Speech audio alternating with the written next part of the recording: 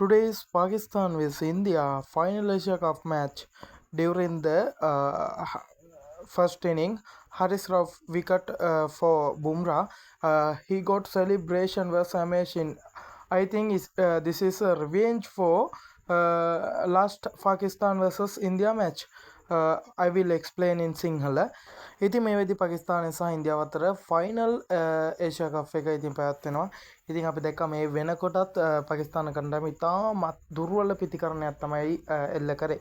ඉතින් ෆර්හන් සහ ෆකර් ෂමන් පළමු කඩුල්ලට සුවිශේෂී සමන්තාවයක් ගොඩ නැගුවත් පාකිස්තාන කණ්ඩායම ශ්‍රී ලංකා කණ්ඩායම වගේම තමයි. මොකද ඔවුන්ගේ මැදපෙළ පිතිකරුවන් ඉතාමත් අසාර්ථක භාවයට පත් වුණා.